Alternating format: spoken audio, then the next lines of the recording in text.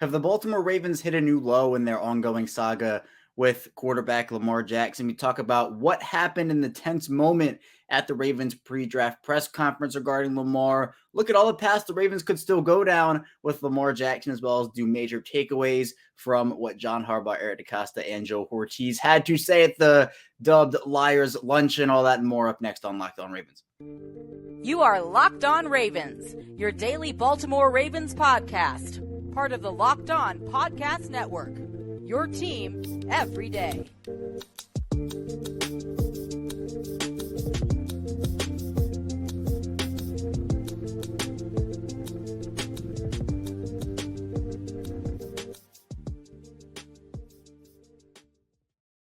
Welcome into another edition of Locked On Ravens, your daily Baltimore Ravens podcast. I'm your host, Kevin Ostreicher of Ravens Wire. We're here as always on the Locked On Podcast Network, your team every day. Thank you so much for being here with us today on this Thursday, making us your first listen here on Locked On Ravens. You can subscribe for free both on YouTube in video form, where I'm looking kind of yellow. My screen's looking kind of yellow today. Sometimes does this, but you can subscribe for free there. Also, like the video. It helps out a ton. And turn notifications on to know when we go live on YouTube. Also, so you can subscribe for free in audio form anywhere you get your podcast. The same show, both audio and video form. So if you're driving into work, driving from work, you're listening anywhere you get your favorite podcast in audio form, I really appreciate that. And today's episode of Locked On Ravens is brought to you by FanDuel Sportsbook, official sportsbook of the NFL. Make every moment more. Visit FanDuel.com/LockedOn today to get started. And we are a 5-day-a-week Ravens podcast, daily Monday through Friday. So if this is your first time coming to the channel or the show, or if you're returning here, I really appreciate all the support. I appreciate you clicking on the show here today. And if you have a friend or a family member, word of mouth, still a thing. I know we're in this age of technology, but if you could spread the word, greatly appreciate that. And again, I appreciate all the support here. But we have a doozy of a show today. We have a lot to talk about. The Ravens held their annual pre-draft press conference on Wednesday. And again, a lot of people were expecting questions about Lamar Jackson, about the draft, about the path of the team, where they feel like they can go. The Ravens made it pretty clear pretty quickly that this was not going to be about Lamar Jackson. And it led to a very tense moment within that room, within that press conference. Got national media attention. Many people shared the clip. I shared the clip as well of what happened. And we're going to talk about it. The Ravens have now hit a new low in the situation with Lamar Jackson. In a situation, this particular case, Lamar wasn't even involved in. So we'll talk about that in the first segment, what look it gives the organization and just what it means. In the second segment, we'll then look at the path the Ravens can go down with Lamar, because a lot of what happens over these next couple of weeks are going to have an impact, at least with Lamar, are going to have an impact on the rest of free agency, on the draft. So we'll talk about those situations and those scenarios, because I think it's important to, when we didn't really get that clarity or those answers from the Ravens during their pre-draft press conference. And finally, we'll move into more of what John Harbaugh, Eric DeCosta, Joe Hortiz had to say otherwise, talking about the draft, positional, so wide receiver, corner, offensive line, defensive line, even quarterback was mentioned. So we'll talk about that, what you can maybe take away from that, and how much you're able to take away from, again, the dubbed Liars Luncheon, as many people call it. So let's now get into the content here. Let's start off with the moment, the tense moment. And it was shocking, really awkward, to be honest, to be watching and listening to. Long story short, I'll kind of do a brief spark notes of it.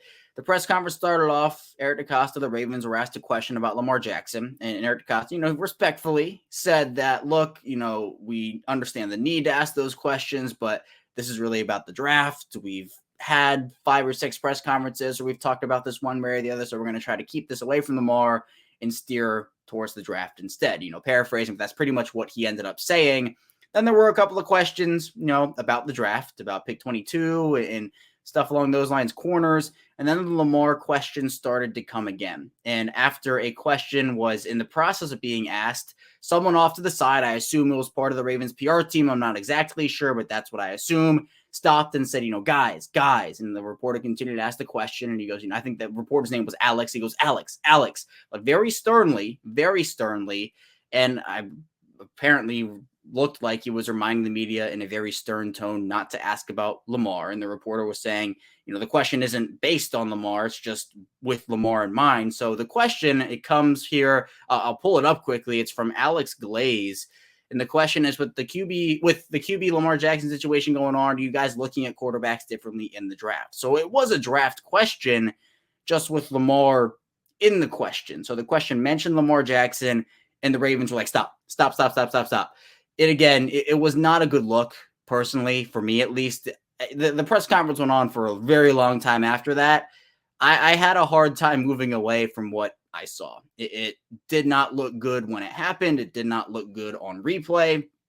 Again, this clip was shared by a lot of people. I put it out there as well. It wasn't shared by me first, but I put it out there when I saw it. And I said, hey, look, this is what happened. I didn't put an opinion on it. I was like, hey, look, there was a tense moment. It looked like, the Ravens team, whoever it was off to the side, stopped and told the media to sternly, not ask about Lamar. And the clip that was shared got national media attention from everywhere. Reporters from Cleveland, prominent reporters from Cleveland, from Jacksonville. I saw Bomani Jones picked up on somebody else's tweet about it, someone else who shared the clip. And it is not good. It is not good press for the Ravens right now. They've been called embarrassing. They've been called a clown show. I could go, the insults are worse than that too. But it's just something where, you bring these reporters in to ask the questions, and, it's the media's duty, the journalist's duty to go in there and ask questions about, again, this Lamar Jackson situation is not like, oh, it's just some minor situation, whatever. This is like one of the biggest, if not the biggest, ongoing sagas, ongoing situations in football. And look, this was a pre-draft luncheon, right? I understand what the team was saying. Do I agree with it? No. I think they should have allowed Lamar questions because, for multiple reasons. But one of the main ones is because what happens with Lamar, again, over these next couple of weeks and couple of months as we lead up to the draft and even OTAs and in the start of the season, it's going to have a profound impact on what the Ravens end up doing in the draft. Like, if we just boil it down to the draft, what happens with Lamar is going to have a huge impact on that, because if Lamar ends up staying, if he signs a long-term extension, you don't need to take an Anthony Richardson. You don't need to take a Will Levis or even a later on guy like a Hendon Hooker or something like that. You don't have to take an early quarterback. If Lamar does leave and you get a first-round pick, it obviously makes your draft board look a little different. Positional draft needs look a little different as well. Lamar has such an impact and has had such an impact on this Ravens offseason and will continue to until the situation is resolved, that I don't think it was a very good look for the organization. And in fact, many people, there's been very little positive press on this. Some people are saying, well, if they were asked, they shouldn't have done it. But, it's the journalist's duty. It's the media's duty to go in there and ask those questions. And saying, there's a lot of opinions on just what happened in that moment. And I'm going to give a take that I don't think I've seen. And I'm curious to see how many people agree with me or don't.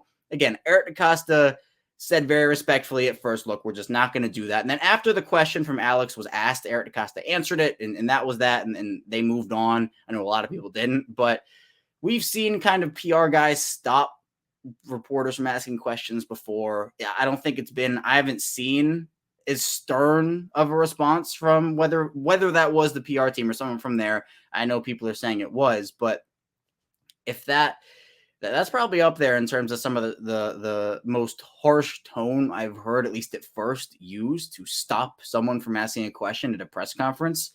So that in itself is not good. But John Harbaugh looked over, like the glare seen around the world, or whatever you want to call it, where he glared at, in the direction of something. Now, through doing some research a little bit, I was able to see that it apparently looks like the reporter was on the other side of where John Harbaugh was looking. So I think John Harbaugh was glaring at whoever was telling the reporter to stop, because maybe he knew what this look was for the organization, and he was saying, stop, don't. And it ended up being what it was. The PR team is obviously there to look out for the guys up there answering the questions, making sure the press conference goes smoothly and is planned. But I just feel like it would have been better if just nothing happened there, where, look, Eric DeCosta, John Harbaugh, Joe Hortiz, those guys are professionals. Those guys are trained in the ability to deflect questions, to dodge questions. DeCosta, I think, did a good job at the beginning. Even if I don't agree with them not answering Lamar questions, I think it was respectful the way he put it. I think that if nothing was said in that moment to Alex and to the rest of the media room that was in there, I think that, again, John Harbaugh, Eric DeCosta can deflect those questions, kindly say, hey, look, again, we're not going to get into that. We're focused on the draft. And look, I understand that this is exhausting for everybody. It gets annoying to get those questions repeatedly in a situation where, look, if they answer stuff about Lamar, it's the same stuff as if they don't, where like you're looking for answers, but what answers can they really give? I know that we're looking for updates on the trade request. I think they should have given updates. I am in that corner, but it wasn't a good look the way it was handled. And we're seeing that with the major backlash it has gotten on social media, on multiple airwaves. And I'm sure we're going to see it throughout the rest of this week here as we, now enter Thursday and then go into Friday. Could be a major storyline over these next couple of days as we round out the week. And that, to me, I mean, I've seen how far has the Ravens organization fallen. And again, it's crazy to me. Not I think Lamar is, he's both the Ravens and Lamar, I don't think have handled this particularly well in some aspects. This situation, this press conference, this confrontation has nothing to do with Lamar. Lamar was not involved in this whatsoever. Or usually with a saga like this, it's like, oh, well, what's happening with both sides here? Maybe it's like 75% one side. There was nothing. This has nothing to do with Lamar. So this, I think, is a low point in the saga. I do. Again, it's kind of crazy that has nothing to do with Lamar. Not because I think Lamar is like sabotage, like has this, he's not a bad person. I'm not trying to say that. But it's usually, again, like there's it's not just a fully one-sided thing in a low point. Usually there is some involvement from both sides. Lamar, again, did nothing here. This is purely organizational.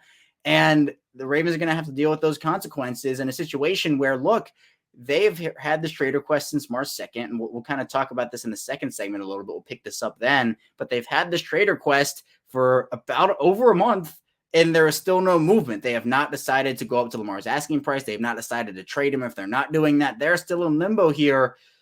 And that, to me, I think has hindered them greatly. So coming up in the second segment, we'll continue to dive into this Lamar situation a little bit, look into, again, what paths the Ravens could have here and how much impact it could have on the roster in the organization moving forward. So be sure to stay tuned. So let's dive into Locked On Ravens. But first, this episode is brought to you by FanDuel. And the NBA playoffs are almost here now. It's the perfect time to download FanDuel, America's #1 sportsbook, because new customers get a no sweat first bet up to $1,000. That's bonus bets back if your first bet doesn't win. Just download the FanDuel Sportsbook app. It's safe, secure, and super easy to use. Then you can bet on everything from the money line to point scores and threes drained. And the Nuggets, they clinched the #1 seed last night. The Grizzlies lost. So I don't know how many players are going to be playing over these next couple of games here as they kind of try to rest up for the playoffs. So I might be taking the opponents that the Nuggets play here. They play the Suns here on Thursday, so we'll see. The Suns have been on a tear with KD in that lineup, so maybe I'm taking the Suns there tonight over my Nuggets, which is, it's hard to say, but in the spirit of betting, I have to maybe take that there. Plus, FanDuel even lets you combine your bets for a chance at a bigger payout with the same game parlay. They offer so many more exclusive bets as well, like the 2x3, 2 3-pointers scored in the first 3 minutes. So don't miss your chance to get your no sweat first. That's $1,000 in bonus bets. You can go to FanDuel.com/lockedon. That's FanDuel.com/lockedon to learn more. Make everyone more. FanDuel, an official sports betting partner of the NBA. We return here as our second segment, Locked On Ravens here. Kevin Oestreicher still here with you, your host, and thank you so much for being here with us again today. Be sure to subscribe for free, both audio form and video form as well. But let's continue talking about Lamar Jackson. Again, a very tense moment in that pre-draft press conference between the Ravens organization and the media, asking questions about Lamar Jackson when the team made it clear they shouldn't have been asking those questions, but I think they should have been allowed to personally. In the moment, I don't think was handled very well. But regardless, the fact that we didn't get kind of these answers to the Lamar Jackson situation, we got a couple because some questions were asked before the team really kind of shut it down. But that question that Alex asked, Alex Glaze, with the quarterback Lamar Jackson situation going on, you guys looking at quarterbacks differently in the draft. And Eric DeCosta said that he doesn't really think they are. Says they're going into every draft trying to take any kind of bias out and needs-based situation based off of, the best player available situation. We know the Ravens are a best player available team. They have been that for a long time. And so, Eric DeCosta said, quote, "Who do we think has the best chance to come in and make us the better football team? If that's a quarterback, if that's a receiver, a corner, an offensive tackle, we're going to look at that very strongly, make the best decision we can, knowing that over time we think when building a team, best player available is the right way to go," end quote. So that situation to me, I don't fully believe that. Like I believe it to an extent, but I don't fully believe it. Where if the Ravens bring back Lamar, they're not taking a quarterback in the first round. They're not doing it. Like if Lamar is on a long-term extension, he's going to play. You're not taking a quarterback in the first round. Like that, it is a given. I'm not buying that. I think if there's uncertainty with Lamar, I believe it a little bit more because then you're really playing with fire if Lamar ends up either leaving in a trade or leaving via an offer sheet. And you kind of like, you're coming back and like, well, what are we going to do now? The draft is done. And that's one of the paths they can go down here, where with every day that gets closer to the draft, with every day this goes on, it's more of a disaster for the Ravens. It hurts the Ravens more and more and more with each day that goes on. I think for Lamar, he honestly is in a spot right now where personally, and again, there are varying opinions on this, but personally, the quarterback market, as we've seen it and as we know, is going up and up and up and up and up. Now, do I think it's going to go up forever to the point where like, oh, quarterbacks are getting 10-year, $1 billion contracts? No, I don't think it's not going to get that crazy. But I do think at the end of the day, what we have here is we've seen the quarterback market with the TV deals and everything. The salary cap's inflating, the deals are inflating, and players want to be able to sign huge contracts. And obviously, I know fully guaranteed deals are a part of what the NFLPA is trying to be pushing right now. But with each quarterback contract that's signed, I think Lamar wins in that, unless the quarterback market starts going down. The reports are that Lamar wants Deshaun Watson guaranteed money. Doesn't have to be fully guaranteed, but he wants a number guaranteed more than Deshaun Watson. Again, that's been a non-starter for teams, but with each day this goes on, I don't think it necessarily hurts Lamar as much as it hurts the Ravens organization in terms of free agency and the draft. And again, as I kind of talked about at the end of that first segment, the Ravens have had this request since March 2nd. Now, it's just a request. It's not a demand. I don't think, again, I've said this before, it's not an organizational issue for me. It's the fact that the Ravens won't match the money that Lamar wants, and Lamar will go anywhere that does that, in my opinion. That's what my feeling is, where if it is the Ravens, he'll stay with the Ravens, and that's great. If it's someone else, he'll go there wherever he feels like a team is matching his worth. That's where I think he's going to go. So when you're talking about that, for the Ravens, if you're not going to go up and match that asking price, if Lamar is dead set and saying there is no way you're moving me off of this, there is no way I want less than the Deshaun Watson fully guaranteed money, you can offer me 50% guaranteed, but it has to be more than that 230 Deshaun Watson got. If the Ravens are saying absolutely not, we're not coming out to that number, then you just have to move on. Like you just have to move on for the betterment of the organization at that point, where it's Lamar wants to be paid what he's worth. I'm not going to bash him for that. But if you know you're not going up to that price and you know Lamar's not coming down off that price, and again, maybe there's like hope that, oh, maybe like one of the sides will budge one way or the other. You can't keep relying on that for so long to the point where it has clearly impacted your offseason. It has clearly impacted who you have signed. It's not the only reason, but it clearly has. You've had this request for over a month. People are tired of hearing about it. They're tired of talking about it. The organization's obviously tired about it. Lamar Jackson's tired of it. It's just, this seems like a never-ending cycle where if you know there's not going to be any movement on both sides, then there has to be a resolution. And in that case, it would be Lamar gets moved. If Lamar gets moved, if it's after the draft, as I kind of talked about, there are two paths here. It's before the draft and after the draft, because now we're past the free agency stuff. I talked about that before free agency happened. I said it was a mistake they didn't have a resolution before free agency. And look what the offseason's been. It's the same thing with the draft, except it's a little more magnified then, because free agency, while yes, the first wave, the second wave, like that's all done, that's all gone and whatnot, there are still opportunities. There are still going to be solid free agents available, even if they're not the top of the class. The top of the class is gone. That has happened, and that is that. But you're still going to have the opportunity to sign veterans throughout the entire rest of this offseason, right? I mean, Justin Houston could be signed in July for all we know. Like, there are still going to be guys like that available. There are going to be cap casualties. There will be options to add free agents. The draft is the draft. Like, that's that. Like, you draft for need, you draft for best player available, you draft for a path, you have an idea in mind. That's that weekend, and that's it. You can do undrafted guys all you want to, but usually that happens like right after the draft ends, and the top guys are off the board literally right after the draft ends. So that is a draft weekend coming up in 3 weeks, where if there's no resolution with Lamar, while the Ravens can say, yeah, we have different paths we're looking at and all these different situations, like that's just disaster, because again, if there's no budge there and then the Ravens say, oh, all right, well, we've tried and there's been nothing, we're just going to move on, and you can sign the offer sheet maybe, or whatever it is. If he moves on, then it's what, Tyler Huntley for a year, you get 2 firsts on an offer sheet, maybe you get 3, but then the capital's pushed back, and that in itself is not going to be high draft capital, most likely, because like the Colts have the 4th pick this year, right? I've run through this scenario a lot. Colts have the 4th pick.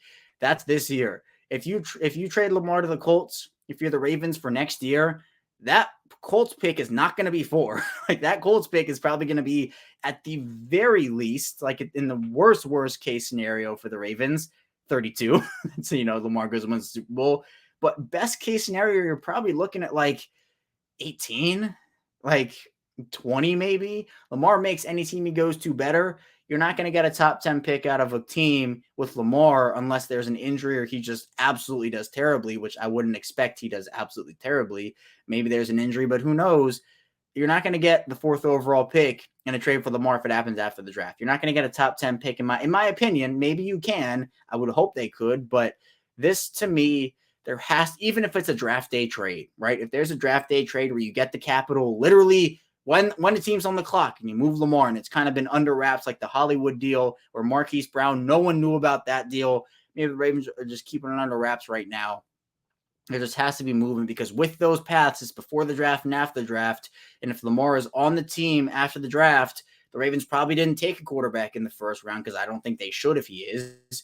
But you have to wonder, what's the worry level in terms of what the quarterback position looks like? Is it Teddy Bridgewater? Is it Carson Wentz? Those are really not one. I'd much rather have Teddy Bridgewater, but there's just so much to unpack in that where there's still so many paths. And at this point in the offseason, you have to have a direction or at least some sense of what a direction is. And at this point, it just seems like the Ravens don't have one until Lamar has a resolution in the situation with the team. Because again, you can have some idea, but you're never going to really know until either he is there or you know exactly what package you're getting and who you can sign, what your salary cap space is. So, it's a rough situation over in Baltimore right now. Hopefully they can get it resolved soon, but plenty of pass, and Lamar definitely does have an impact on what this team does until there is something concrete there and there is a concrete resolution. But coming up, we'll talk a little bit about what John Harbaugh, Eric DeCosta, Joe Hortiz had to say, not pertaining to Lamar. We'll look at some draft questions that they got, what they answered, wide receiver-wise, corner-wise, even quarterback-wise. We'll still have Lamar in there a little bit, so be sure to stay tuned. So lots to dive into on Locked On Ravens. We return here, our final segment, Locked On Ravens, Thursday edition. Kevin Ostreicher still here with you. Still appreciative of you being here with me today here on Locked On Ravens and tuning in with us each and every day, making us your first listen. And be sure, again, to subscribe on YouTube. We're actually pretty close to 4,000 subscribers at the time of this recording. We're just under 300 away. That's our next goal here on Locked On Ravens. So any subscription really helps, and I really appreciate that support. And even in audio form, any subscription there, you want to listen in audio form, you can do that as well. I really appreciate that too. Again, daily, 5 days a week here, Locked On Ravens, Monday through Friday. But on Wednesday, again, that pre-draft press conference got a little awkward, a little tense, but the questions were still asked and the questions were still answered by John Harbaugh, Eric DeCosta, and Joe Hortiz. And so we'll talk about what they had to say throughout the course of that press conference, just in terms of the draft, right? So positional values, what they could do with their picks, and which players they talked about. So let's first start off here, and we'll talk about the fact that Eric DeCosta was asked about how confident that he is that the team will be able to add some more draft capital before draft day. And so DeCosta talking about trade backs and adding capital, saying that he thinks that they've done that 9 times in the last 4 years, and saying the chances for them to be able to do that are actually pretty decent. And obviously says if they're in love with someone while they're on the clock, they're going to make that pick. But I think that, what my takeaway is that the Ravens are going to end up with more than 5 picks. I do truly believe they will do that. My take here, and I've kind of been a little consistent with this, is that unless there is a drop dead prospect, this is somebody you absolutely love, and this is like a dream, this guy falls, and you're like, how in the world is he there? You take him at 22, no doubt. But I do think the Ravens will trade down from 22, pick up, maybe 26 or 28 or 29, and get a second round pick back in that deal, maybe an extra 4th in that deal as well, because you're only moving down, 6, 7, 8, 9 spots, maybe 10. You pick up an extra 1st or an extra 2nd in there alongside a later 1st. And with this whole situation, teams' draft boards, and Eric DeCosta talked about this, where usually there are guys at the pick, teams pick, and when they get on the clock, there are maybe 5 or 6 or 7 guys who they would take at that pick. And obviously you like some better than others, but if there's a chance for you to get more draft capital and maybe take a risk that, the top 2 guys might be gone, but you still have 3 other guys you really like there. This to me is that kind of draft for them, where wide receiver and corner are the 2 glaring needs. But I think there are enough, definitely first-round corner prospects, but also enough first-round wide receiver prospects or very early second wide receiver prospects where you would feel confident enough in trading back a couple of spots and risking that your guy is still there a couple of picks later. So that to me seems like a scenario. And I just think, again, Baltimore's going to end up with 5 picks there, or more than 5 picks there. Then Eric DeCosta was asked a little bit about what the biggest need is going into the draft. And DeCosta talked about how he never wants to go into the draft thinking they're set, but, talked a little bit about other positions throughout the rest of the press conference. And I think the really interesting part of it was over the course of wide receiver conversations throughout this thing and corner conversations, John Harbaugh also talked a lot about prospects where, Joey Porter Jr. was one that John Harbaugh talked a lot about. Also, they've raved about this corner class before, was the same thing during this press conference. And, for Harbaugh talking about Joey Porter Jr., first of all, he talked about seeing Joey Porter Sr. as a Ravens fan, said that would be great for everyone. And also, said he's a heck of a player, and there are a lot of good corners, and talked about how Eric DeCosta said there are guys that they'd be very excited about. So corner to me is that's my both wide receiver and corner are the positions that I am honed in on in that first round. I believe Baltimore is too. If I had to educate a guess, I would definitely say that. There was also talk about Anthony Richardson, and Joe Hortiz talked a little bit about how, the Ravens and everything that they've had with the meetings, and there's a lot of buzz surrounding him right now. And actually he said that he didn't really think that Anthony Richardson jumped up in his eyes, but the display that he put on was impressive, and that, they weren't surprised by what Anthony Richardson did at his pro day and at the combine. So that was really interesting as well. And also an interesting part of this is the Ravens declined to say whether they're picking up Patrick Queen's 5th-year option or not. Eric DeCosta said that's going to be a discussion, with Patrick Queen, and nothing too premature they want to announce there, which is interesting because at this time last year, the Ravens actually did say they were picking up Marquise Brown's 5th-year option. Obviously, he was subsequently traded after that, and then that's that. But that is a bit interesting. The Ravens obviously go out there and acquire Roquan Smith at the trade deadline, give him that 5-year, $100 million contract. So that was a little interesting. I mean, again, do I think if Lamar's back, do I think Patrick Queen is going to be here long-term in Baltimore? I would like him to be, but I think he's just going to price himself out, and the Ravens cannot afford to pay 2 linebackers, at least, especially if Lamar is there right now. It was also, also Maryland talked a little bit about how the program has kind of changed. Now there are a lot of eyeballs on the program now, what Coach Loxley's done over there. So that's been really cool to actually see that happen. And then there are some guys guys like Raheem Jarrett, Dante Demas, Jacob Copeland was asked, and, Joe Hortiz talked about Raheem Jarrett. He can fly, and, Dante Demas has been someone who's been fun to watch. And also, Joe Hortiz was asked about Quentin Johnston, Zay Flowers, and John Harbaugh talked about also Jordan Addison in this conversation too. But those guys were all mentioned. Joe Hortiz had a lot to say about Quentin Johnston and Zay Flowers. And then John Harbaugh was asked about the undersized wide receiver aspect of things, and said that, size to him, size is size, that's what happens.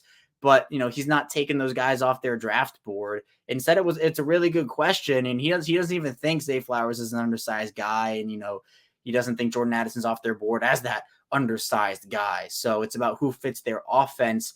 Then a question about the defensive line was asked. And this is a need that I've been talking about, like a sneaky need where the Ravens, again, to just outline the position a little bit. Calais Campbell gone. Just Madubuike, Roger Washington in contract years. Michael Pierce hints at retirement after this contract is up. Brent Urban, 1-year deal. So the only guy who's really on a solid contract moving forward is Travis Jones.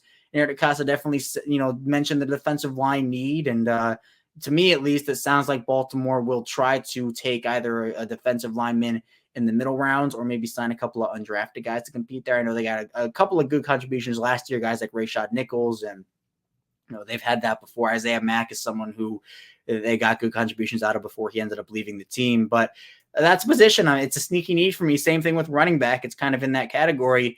J.K. Dobbins, final year of his contract. We'll see what happens with Gus Edwards. Justice Hill, 2-year deal. Maybe the Ravens decide to take a running back in these middle rounds. I would not be shocked whatsoever. But a lot of conversation, obviously, around the draft. Not a lot about Lamar Jackson. but we will see what happens here. There were some solid answers, but again, how much of that can you actually believe? This is the Liars Luncheon after all, and the Ravens aren't going to tip their entire hand, so they might be, raving about this one guy and then go a complete different direction because they don't want to reveal their entire draft board, their entire draft plans. Not that they were going to, but definitely an interesting pre-draft press conference for the Ravens. But that's all I have for you here today on Locked On Ravens. Thank you so much for being here and tuning in today. When we get back here tomorrow, we'll be rounding out the week with more Ravens talk and Ravens content. So be sure to stay tuned for that, and I'll see you right back here tomorrow.